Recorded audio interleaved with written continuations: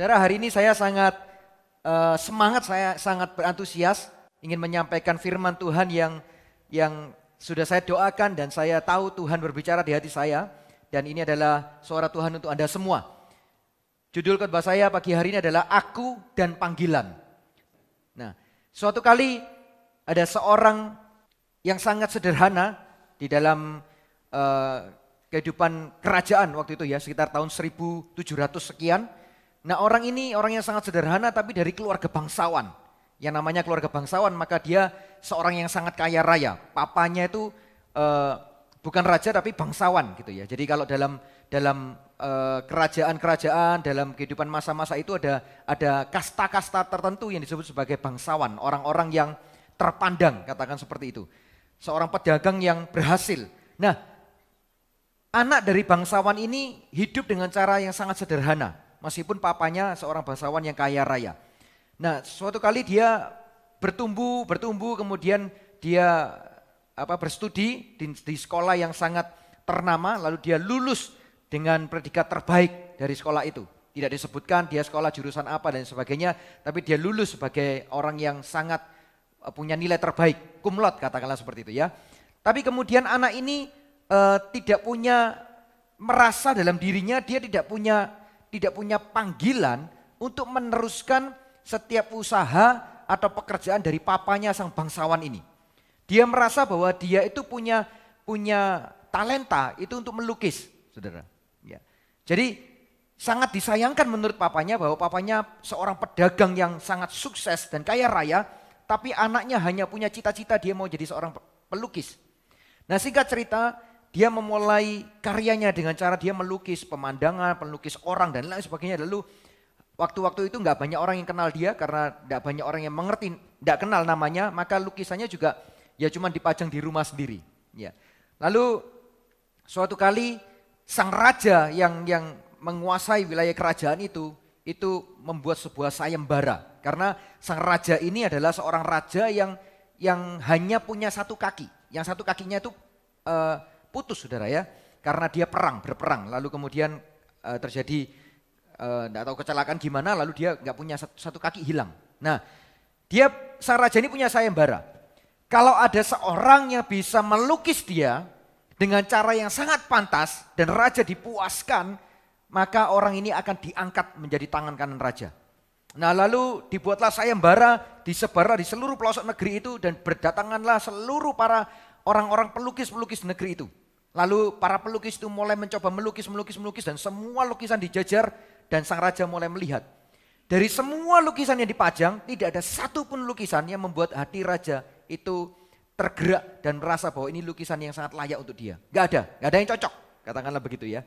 Sampai suatu kali, gak tahu bagaimana, lalu para kepala-kepala prajurit itu mendengar kabar bahwa ada seorang anak bangsawan yang juga punya keahlian untuk melukis. Meskipun lukisannya belum pernah terkenal sama sekali. Dan tidak banyak orang yang tahu. Kemudian singkat cerita dipanggillah anak ini menghadap raja. Lalu sang raja berkata, maukah engkau melukis aku? Gitu.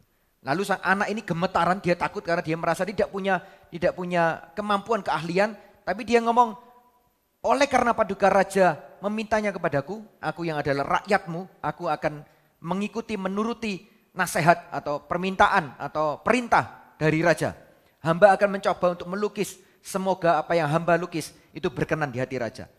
Lalu kemudian sang anak ini mencoba untuk membayangkan, memikirkan dan sebagainya, lalu dia berupaya pokoknya. Lalu dia mulai melukis sang raja itu. Ketika dia lukis, jadilah sebuah lukisan yang sangat indah, yang sangat bagus. Kemudian ditampilkan, ditunjukkan kepada sang raja. Dan kemudian sang raja melihat dan benar, raja merasa lukisan ini luar biasa dan dia merasa cocok di hatinya. Dia merasa bahwa lukisan ini layak untuk bisa dipajang di atas tahtanya yang luar biasa. Saudara tahu, banyak orang melukis tidak satu pun cocok bagi sang raja ini. Saudara tahu kenapa? Karena sang anak ini ketika dia melukis, dia tahu sang raja itu cuma punya satu kaki, saudara ya. Lalu dia lukisnya bagaimana caranya? Dia lukis sang raja ini seolah-olah seperti ketika dia naiki seekor kuda, mungkin saudara tahu ceritanya. Kalau naik seekor kuda kan dari sisi samping kan hanya kelihatan satu sisi, saudara ya. Kaki yang satu nggak kelihatan. Dan dia lukis sebegitu bagusnya, begitu detail sekali sehingga tampak seolah-olah sang raja ini tidak punya kekurangan apapun. Kelihatan seperti orang yang normal, sedang berkuda dengan sangat gagah memakai seluruh baju sirahnya dan lambang rajanya itu. Tidak kelihatan kalau dia nggak punya kaki satu. Maka sang raja sangat puas dengan lukisan itu, dipajang di atas tahtanya dan sang anak ini diangkat menjadi tangan kanan raja. Tetapi sang anak ini sekali lagi karena dia merasa bahwa dia tidak merasa punya panggilan untuk ada di dalam posisi kerajaan. Dia ngomong kepada sang raja, aku ini hanyalah hamba biasa. Gitu. Yang punya kerinduan, punya talenta, keahlian hanya bisa melukis. Kalau sang raja berkenan, kiranya sang raja berikan kepadaku sebuah tempat, sebuah lahan aja untuk aku bisa dirikan museum di mana aku akan pajang semua lukisan-lukisan hasil karyaku sendiri untuk bisa dinikmati oleh banyak orang. Nah, singkat cerita sang raja memberikan sebuah tempat untuk dia bisa memajang semua hasil karya lukisannya dan seumur hidupnya dia dikenal sebagai seorang pelukis yang sangat heboh dan terkenal oleh karena dia mampu melukis raja dan raja berkenan. Nah, saudara, melalui cerita ini saya mau cerita bahwa menyampaikan kepada saudara bahwa seringkali yang namanya panggilan itu tidak selalu otomatis berjalan sesuai dengan, kalau dalam bahasa luar itu sesuai dengan garis hidup perjalanan kita. Seringkali panggilan itu datang di hidup kita, kita tahu bahwa ini sepertinya kok nggak sesuai sejalur dengan perjalanan hidup dari keluarga besar saya, mungkin begitu. Atau mungkin tidak sejalan dengan cita-cita yang awalnya tadi aku cita-citakan. Ternyata di tengah jalan aku tahu ada panggilan tertentu. Nah, sebenarnya apa yang disebut panggilan? Nah, lalu apa maksud panggilan dalam hidup orang percaya? Kalau tadi saya cerita, saya baca artikel cerita itu saya tidak menemukan apakah orang ini orang Kristen atau enggak. Tapi pagi hari ini saya ingin berbicara kepada saudara, apa yang disebut panggilan dalam diri orang percaya dan siapa orang percaya itu. Nah, itu sebabnya saya kasih judul Aku dan Panggilan. Yang pertama saya mau cerita dulu tentang aku, tentang Anda dan saya, tentang orang percaya. Siapa orang percaya? Nah, saudara bisa siapkan dulu Alkitab saudara, mari buka di dalam Roma 8 ayat 29 sampai 30 ya. Saudara siapkan dulu supaya saudara nggak bingung, tapi saya akan bacakan kepada saudara mulai ayat 26. Nanti kita akan baca sama-sama di ayat 29-30. Ya, karena ayat utama kita hanya di ayat 29-30. Roma 8 ayat 29-30. Saya akan bacakan saudara mulai di ayat 26. Siapa Anda dan saya? Siapa orang percaya? Roma ngomong begini. Demikian juga roh itu, Roh Kudus, itu membantu kita bagaimana seharusnya kita berdoa. Karena kita nggak tahu cara berdoa. Itu kata ayat 26. Tapi roh itu membantu kita berdoa kepada Bapa untuk kita. Jadi Roh Kudus yang ada di dalam diri kita itu berdoa untuk kita. Doanya ditujukan kepada Bapa di surga. Apa yang dia doakan? Semua bahasa, semua kata-kata, semua keluh kesah, semua pergumulan yang tidak bisa lagi diucapkan dengan bahasa manusia. Saudara, saya mengerjakan skripsi S1 teologi saya itu meneliti tentang Roh Kudus dan bahasa roh. Ya. Saya menemukan dalam ayat 26 ini dalam konteks bahasa aslinya ketika dibedah, diparsing begitu saudara. Itu yang namanya keluhan, ini kan kalau dalam bahasa terjemahan bahasa Indonesia kan ngomong begini. Berdoa untuk kita kepada Allah dengan keluhan-keluhan yang tidak terucapkan. Betul ya? Hanya ditampilkan sisi keluhan. Saudara tahu kalau dalam bahasa asli tidak hanya menampilkan sisi keluhan. Tetapi semua hal yang kita tidak mampu, bukan tidak mampu, tidak sempat bahkan. Juga termasuk yang tidak mampu kita ucapkan dengan kata-kata. Sebab kita ini manusia yang sangat terbatas. Betul saudara? Terbatas. Saudara tiba-tiba dapat jackpot gitu ya. Katakanlah dapat hadiah door prize 1M ditelepon gitu. Dari kantor properti mana katakanlah begitu ya. Kring. Selamat pagi. Ada Bapak Edi di tempat ini. Gitu. Wah, yang namanya Edi sudah berdebar-debar hatinya. 1M saudara, bayangkan saudara. Tiba-tiba dikasih tahu gini. Pak, selamat. Ini bukan hoax. Bapak nanti ketemu saya di notaris ya. Bapak dapat door prize 1M hari ini Pak. Wah, itu kalau saya yang terima telepon saudara, mungkin saya sudah rebah dulu di jamaah Tuhan. Saudara, ada banyak hal bukan hanya ketika kita di dalam lembah, di puncak gunung pun. Ketika kita bahagia yang begitu melimpah, kadang-kadang kita sudah nggak bisa ngomong. Nah, ayat ini juga termasuk menjelaskan itu. Ada banyak hal yang kita nggak bisa ngomong dengan bahasa manusia. Mungkin kata-kata bahasa manusia, bahasa kata-kata yang diciptakan oleh manusia itu tidak bisa menampung, tidak bisa menggambarkan, tidak bisa melukiskan bagaimana hebatnya Tuhan atau bagaimana beratnya tekanan yang kita alami. Maka ayat ini ngomong gini. Roh sendiri berdoa untuk kita kepada Allah dengan, kalau saya boleh ganti bahasanya, tapi saya tidak menyalahkan LAI gitu saudara ya. Kalau saya boleh ganti, berdoa untuk kita kepada Allah dengan semua bahasa yang tidak bisa terucapkan. Tapi roh itu membantu kita. Nah ayat 26, Roma 8 ayat 26 itu bicara begini. Bahwa roh Allah tinggal di dalam diri orang percaya, dia tinggal di hidup kita, dia membantu kita berdoa kepada Allah. Bahkan ketika detik-detik kita tidak sedang berdoa, Anda sedang bekerja, saudara yang ibu rumah tangga sedang masak di rumah, saudara tahu Roh Kudus di dalam diri saudara, dikatakan Roh Kudus itu roh yang bersyafaat. Dalam terjemahan lain nanti saudara bisa cek di rumah, bukan dalam terjemahan terjemahan baru, bukan terjemahan yang lain, disebutkan roh itu bersyafaat. Saudara tahu yang namanya bersyafaat itu doa terus, doa syafaat. Tahu ya? Doa syafaat yang tak henti-hentinya terus berjalan. Saudara mau masak, saudara mau main game sama anak, saudara mau apa, roh itu dalam diri kita, dia berdoa untuk kita kepada Allah.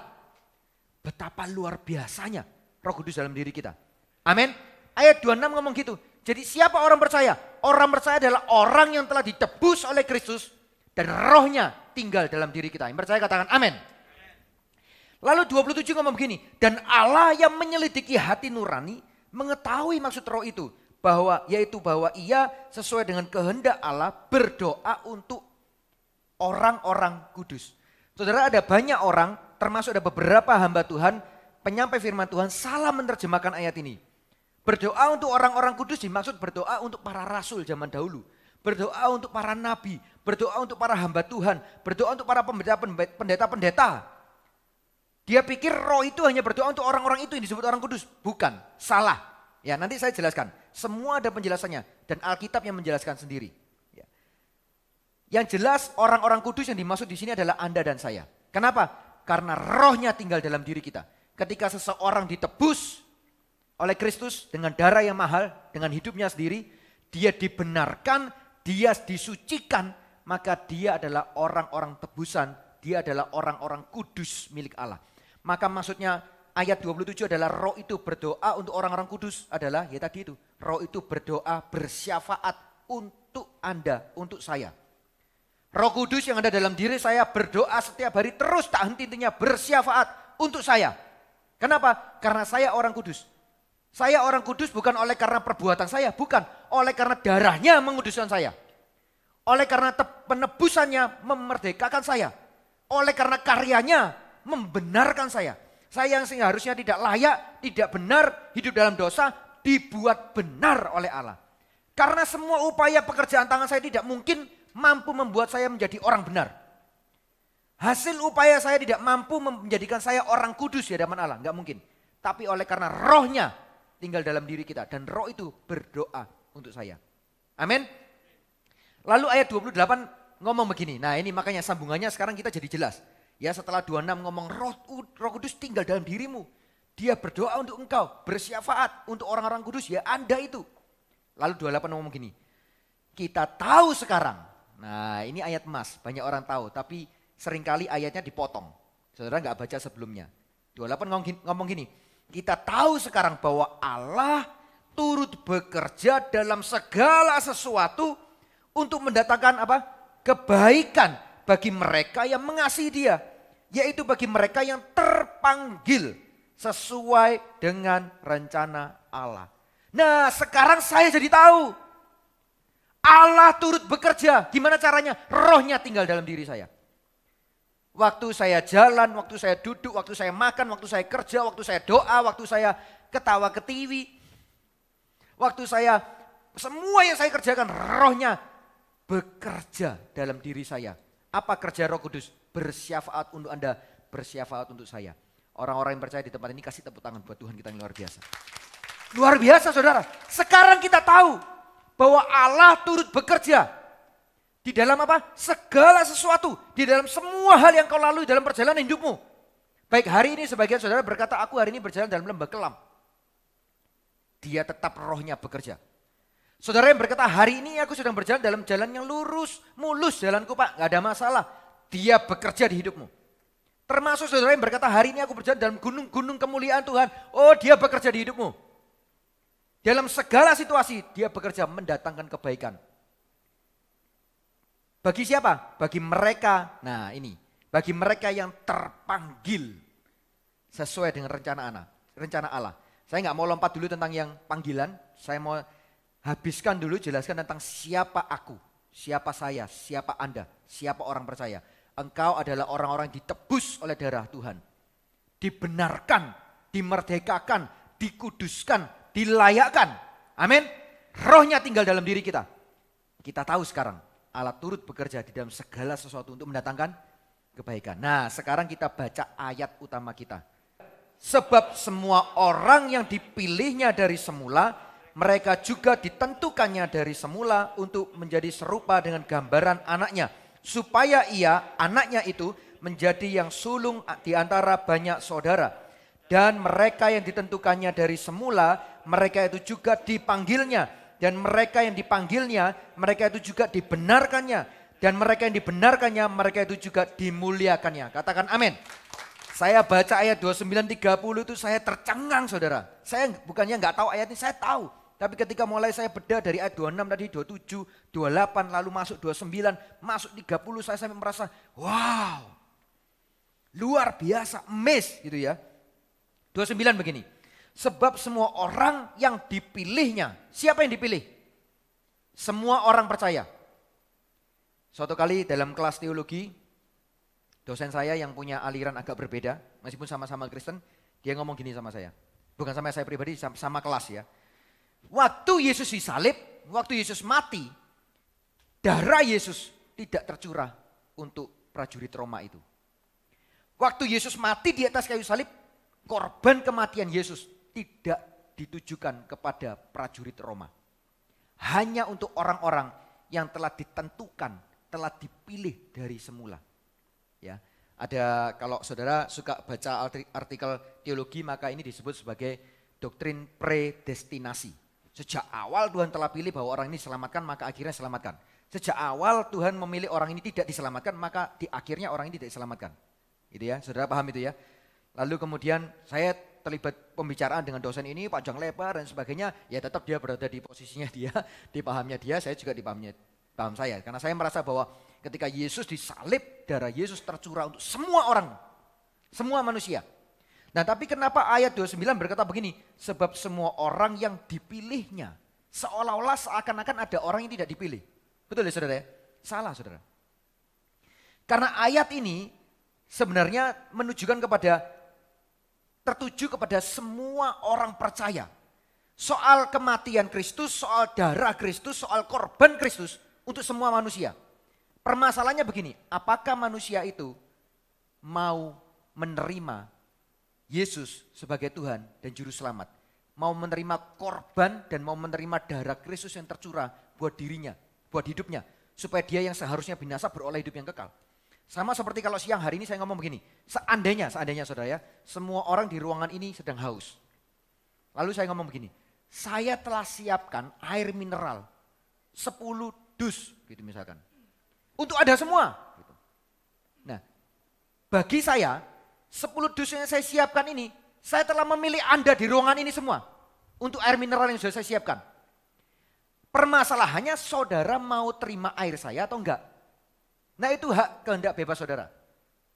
Tapi dari semula, dari awal waktu saya siapkan 10 dus ini untuk saudara semua di ruangan ini. Paham maksudnya? Sebab semua orang yang dipilihnya dari semula. Dari semula. Mazmur mencatat bahwa jauh sebelum kita, Anda dan saya ada di dalam kandungan mama kita.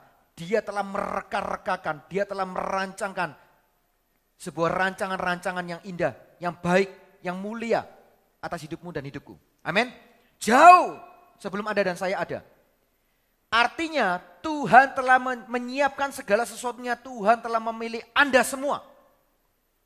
Tergantung respon kita pagi hari ini, kehendak bebas kita, kita mau percaya kepada dia, kita mau terima karya penebusan salibnya atau tidak.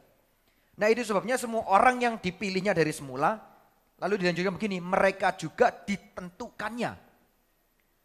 dari semula. Sudah dipilih, ditentukan lagi. Artinya apa? Sudah jelas, gak usah ragu. Sebetulnya alat dipilih, ditentukan itu sama, mirip, tapi penguatan demi penguatan. Gitu. Saudara itu kayak orang itu diberi konfirmasi gitu. Aku memilihmu, aku menentukanmu, diulangi lagi gitu. Dengan derajat yang lebih tinggi, tingkatan yang lebih tinggi. Untuk menjadi serupa dengan gambaran anaknya. Ya, lalu kita ayat 3 ke ayat yang ke-30. Dan mereka, perhatikan ini, luar biasa ini. Yang ditentukannya, katakan ditentukan. Dari semula mereka itu juga dipanggilnya, katakan dipanggil. Dan mereka yang dipanggilnya, mereka itu juga dibenarkannya, katakan dibenarkan. Dan mereka yang dibenarkannya, mereka itu juga yang dimuliakannya, katakan dimuliakan. Nah, saya bisa minta tolong Jeffrey bisa maju ke depan, bantu saya sebentar. Siapa Anda? Siapa saya? Siapa orang percaya? Ini loh, yang namanya orang percaya itu ini loh. Seorang yang tadinya berdosa, ya, oh bukan Jeffrey ini yang berdosa, ini cuma contoh saudara ya.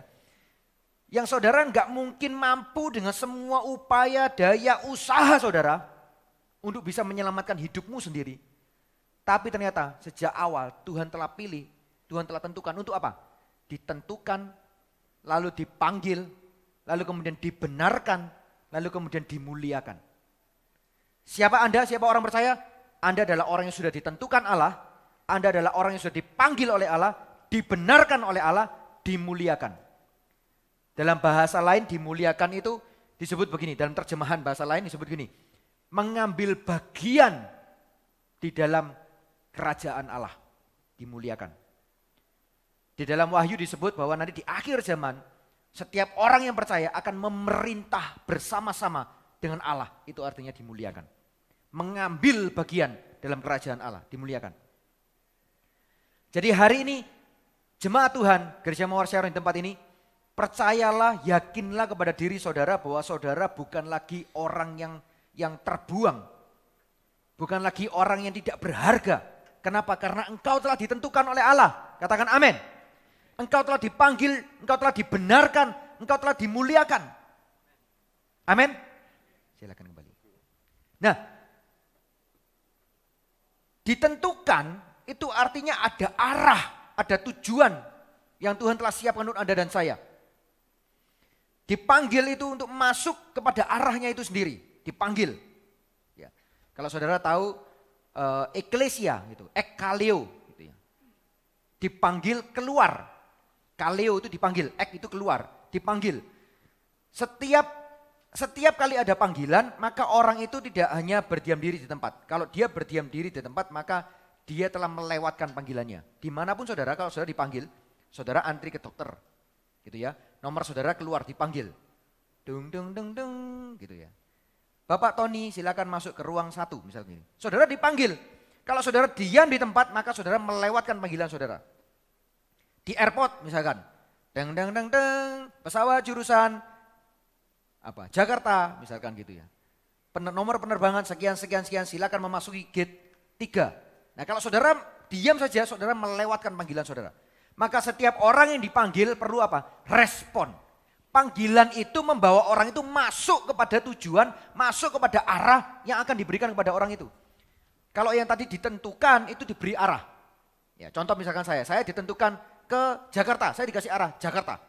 Dipanggil itu artinya saya dibawa masuk kepada arah itu supaya saya tiba di Jakarta.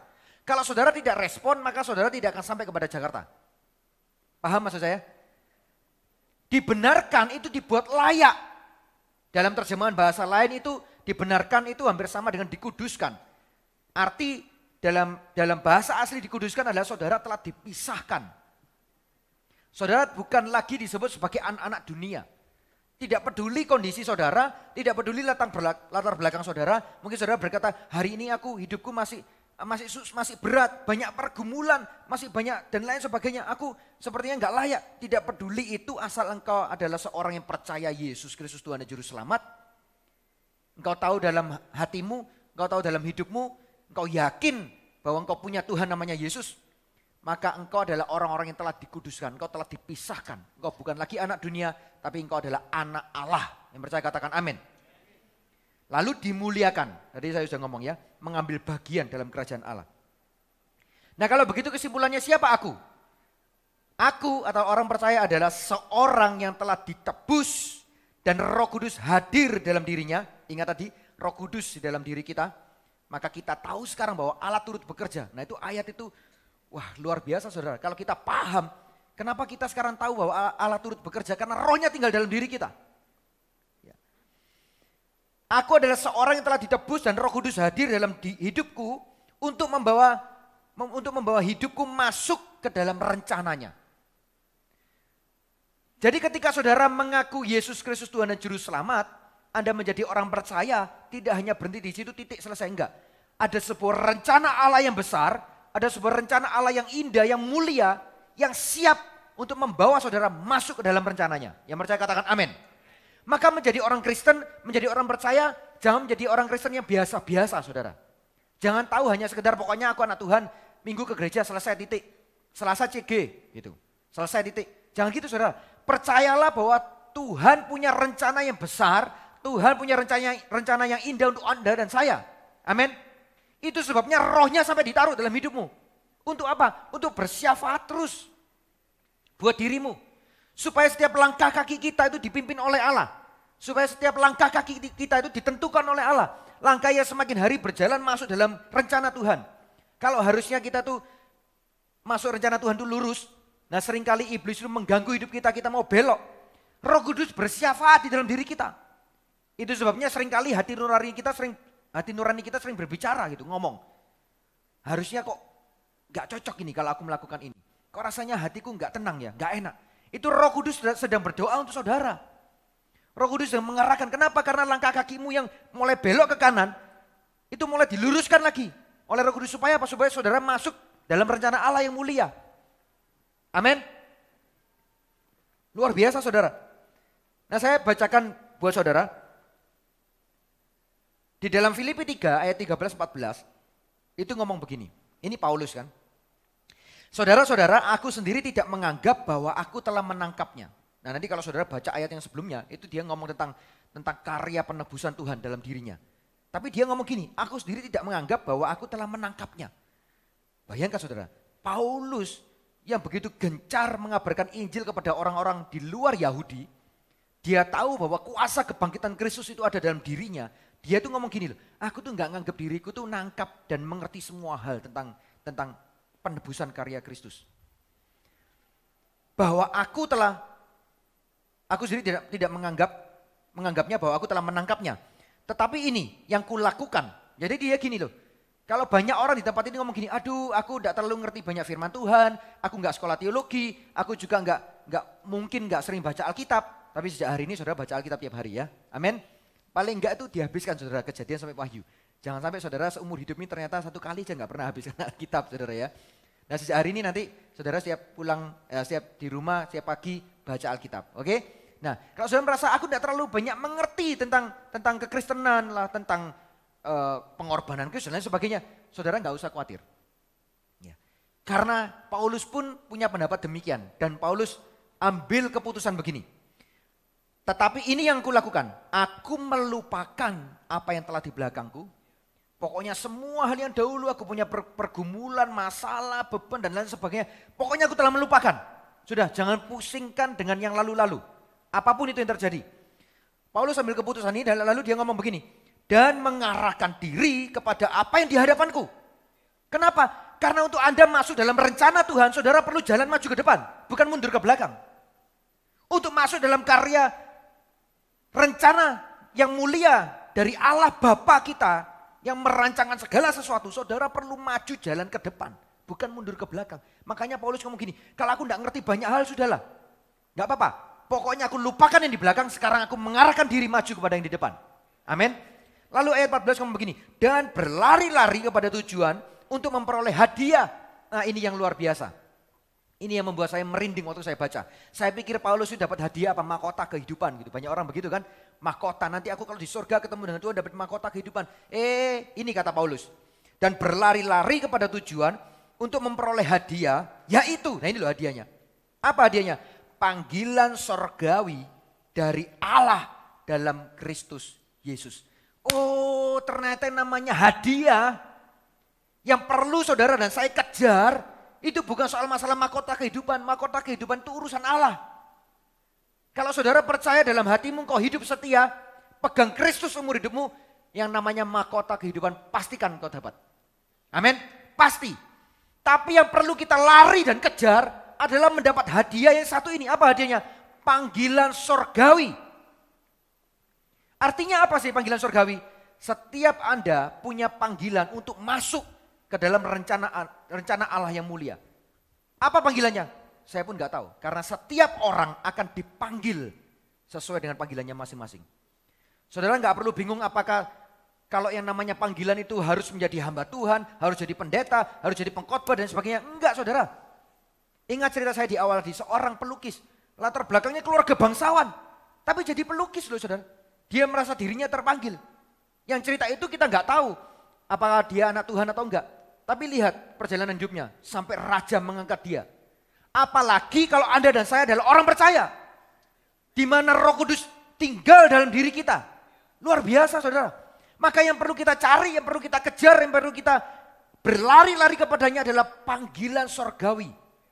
Pagi hari ini temukan panggilan surgawi saudara. Mungkin saudara ibu rumah tangga biasa, gak masalah. Tapi kalau saudara tahu panggilan surgawi saudara, maka engkau akan menjalankannya bukan hanya dengan passion, tapi engkau tahu bahwa langkah kakimu itu setiap hari sedang melangkah, berjalan untuk masuk dalam rencana Tuhan. Saudara dan saya tidak pernah tahu loh rencana Tuhan itu apa. Gak pernah tahu. Seberapapun hebatnya kita, seberapapun tingginya kehidupan rohani kita, saya pribadi berpendapat tidak ada satu orang pun yang bisa mengerti, melihat, menggambarkan semua rencana dan rancangan Allah dalam hidupnya. Gak mungkin. Karena kalau rencana dan rancangan Allah mampu dimengerti oleh manusia, maka dia bukan Allah. Sejajar dengan kita manusia. Kita nggak pernah ngerti saudara. Oleh sebab itu bagian kita, Anda dan saya adalah setia saja melangkah. Amin. Katakan setia. Melangkah. Kasih tepuk tangan buat Tuhan kita.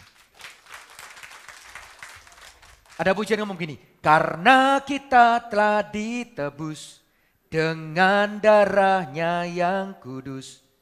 Untuk pekerjaan mulia. Bersiaplah bagi dia. Karena kita telah ditebus. Kalau Anda dan saya ditebus, itu bukan untuk ditebus lalu selesai gitu aja, selesai. Nggak ada kelanjutannya. Enggak saudara, Tuhan tuh enggak ngangguran. Karena kita telah ditebus dengan darahnya yang kudus. Untuk pekerjaan mulia. Pekerjaan mulia itu apa? Macam-macam sesuai dengan panggilan surgawi saudara. Temukan panggilan surgawi saudara. Untuk pekerjaan mulia bersiaplah bagi dia. Sekarang waktunya menyatakan iman kita di tengah dunia. Gimana caranya menyatakan iman? Apakah kita harus koar-koar di depan, menginjil dan sebagainya? Tidak harus. Hiduplah sebagai orang yang normal aja. Jalani semua aktivitasmu sehari-hari. Tapi tunjukkan bahwa engkau adalah anak Allah. Melalui apa? Melalui imanmu. Amin. Nah sekarang saya akan masuk kepada panggilan. Kita baca sama-sama di dalam 2 Timotius 1 ayat 9 sampai 11. Dialah yang menyelamatkan kita dan memanggil kita dengan panggilan kudus. Nih perhatikan saudara, panggilan kudus. Kudus itu artinya apa? Dipisahkan. Bukan berdasarkan perbuatan kita, melainkan berdasarkan maksud dan kasih karunia-Nya sendiri. Yang telah dikaruniakan kepada kita dalam Kristus Yesus sebelum permulaan zaman. Ayat 9 ini mau ngomong tentang penjelasan waktu yang di ayat yang di Roma yang tadi. Gitu. Karena semuanya itu bukan hasil upaya kita. Semuanya oleh karena pekerjaan Kristus Yesus. Dia mau menjelaskan begitu. Nah ayat 10 ngomong begini. Dan yang sekarang dinyatakan oleh kedatangan juru selamat kita, Yesus Kristus. Yang oleh Injil, nah ini, telah mematahkan kuasa maut dan mendatangkan hidup yang tidak dapat binasa. Jadi hari ini kalau ada orang-orang yang masih khawatir, aku ini masuk surga apa enggak ya? Saudara, dengarkan firman Tuhan pagi hari ini. Kalau engkau percaya kepada Yesus, engkau mengaku dengan mulutmu, dengan hatimu percaya Yesus Kristus Tuhan dan Juru Selamat, maka detik yang sama engkau diselamatkan. Roh Kudus tinggal dalam dirimu. Amin. Jangan lagi bimbang, jangan lagi bertanya-tanya gitu. Karena keselamatan di dalam Kristus itu pasti. Nah sekarang, saudara nggak usah lagi ragukan itu. Nah sekarang tugas Anda dan saya adalah melangkah maju ke depan. Kemana? Menemukan setiap panggilan surgawi kita. Ayat 11, 2 Timotius 1 ayat 11. Untuk Injil inilah, nah ini Paulus ini sedang cerita sama anak rohaninya, Timotius, sedang sharing saudara ya. Dia menjelaskan begini, untuk Injil inilah aku telah ditetapkan sebagai satu, pemberita, sebagai rasul, dua, sebagai guru, tiga. Nah saudara, saya ingin saudara menangkapnya, pemberita, rasul, dan guru bukan sebagai sesuatu jabatan yang sangat mengerikan, bukan saudara. Pemberita itu artinya adalah seorang yang menyampaikan pesan atau informasi. Apa yang pesan atau informasi yang kita bawa? Tentunya kabar baik. Apa isi kabar baik? Kabar baik itu isinya tentang pengharapan. Bicara kepada dunia ada pengharapan di dalam Kristus. Engkau bukan orang yang terpuruk dan sudah selesai hidupmu. Ada pengharapan, selalu ada pengharapan. Apapun situasi hidupmu, engkau punya pengharapan di dalam Kristus. Ngomong sama orang dunia, pengharapan. Apalagi kasih. Kalau engkau tidak diterima oleh dunia, keluarga tidak menerimamu, Kristus menerimamu. Sebab pada kasih Allah. Kabar baik itu ngomong tentang apa? Sukacita. Ngomong tentang apa? Damai sejahtera. Ngomong tentang apa? Kemurahan dan lain sebagainya. Bicara kepada dunia. Karena Anda dipanggil sebagai pemberita. Penyampai pesan. Amin. Paulus ngomong untuk Injil inilah. Aku dipanggil jadi pemberita, satu. Yang kedua sebagai apa? Rasul. Rasul itu artinya apa? Jangan pandang rasul itu sebagai, wah aku harus dapat panggilan sorga, harus dapat mimpi, ketemu Kristus, lalu Kristus ngomong engkau rasulku, baru aku jadi rasul. Enggak saudara, rasul itu dalam bahasa aslinya apostolos. Apostolos itu utusan. Saya itu suka nonton film serian Wuxia itu saudara ya, yang kungfu itu. Nah banyak dari kisah itu yang kerajaan-kerajaan. Saudara tahu, kalau dua kerajaan sedang perang, lalu satu raja dan satu raja itu kirim utusan ke medan perang. Ini tentaranya sudah siap gitu ya, berapa ribu orang, ini berapa ribu gitu. Tengahnya kan kosong ya saudara. Ya pasti semua orang tahu lah lihat film itu ya. Gak mungkin tidak ada yang pernah lihat. Kayaknya kok cuma saya yang lihat nih rasanya saudara. Jadi biasa dari kubu yang satu dengan kubu yang satu kirim utusan. Nah utusan dengan utusan itu datang ketemu di tengah lalu dia negosiasi. Betul ya? Utusan itu adalah orang kepercayaan raja. Kalau utusan ini membelot, dia ngomong sesuatu yang bertolak belakang dengan pesan yang raja sampaikan, hancurlah kerajaannya. Itu sebabnya sebuah kerajaan kalau dia punya utusan, orang yang disebut sebagai utusan ini orang kepercayaan raja. Hidup matinya raja, hidup matinya kerajaan di tangan utusan ini. Itu sama dengan kalau dua presiden ketemu, presiden negara apa gitu ya. Lalu dua-duanya sama-sama tidak bisa bahasa Inggris. Lalu didampingi dengan penerjemah. Bisa bayangkan saudara? Lalu mereka kan ngomong ya, ini misalkan presiden dari negara apa gitulah, dia ngomong, gitu, ya kan? Lalu penerjemahnya kan menerjemahkan dalam bahasa Inggris. Oh oke, gitu ya. Nah lalu kalau penerjemahnya ini nakal saudara, dia nggak terjemahkan persis seperti perkataannya, dia ngomong kebalikannya. Wah itu dua negara yang harusnya salaman berdamai bisa perang hancur saudara. Itu sebabnya yang namanya utusan itu adalah orang kepercayaan raja. Saudara tahu waktu Paulus ngomong, untuk Injil inilah aku ditetapkan sebagai pemberita, penyampai kabar, penyampai pesan, penyampai kabar baik untuk dunia. Yang pertama tadi. Yang kedua, sebagai rasul, aku ini orang kepercayaan Allah yang akan menyampaikan apa yang menjadi suaranya, yang akan menyampaikan apa yang menjadi isi hatinya kepada siapa? Kepada dunia. Itu arti rasul. Utusan Allah. Maka seorang utusan itu wajib menjaga integritasnya. Dia menjaga nama baik siapa yang mengutus dia. Amin. Yang ketiga, sebagai guru. Kalau guru itu ngajar, kasih penjelasan, telaten, mendampingi, terus progres demi progres dia selalu ada. Dia menjelaskan. Datang kepada dunia. Jadilah guru-guru yang menuntun setiap kehidupan mereka. Untuk mereka bisa mengenal kebenaran. Untuk mereka bisa tahu ada kabar baik dalam kehidupan dunia yang tidak baik ini. Firman Tuhan ngomong, hari demi hari akan semakin jahat. Tetapi firman Tuhan selalu datang dengan kabar baik. Selalu ada pengharapan, ada sukacita, ada kemenangan, ada kemuliaan bersama dengan Tuhan. Amin. Kasih tepuk tangan buat Tuhan kita.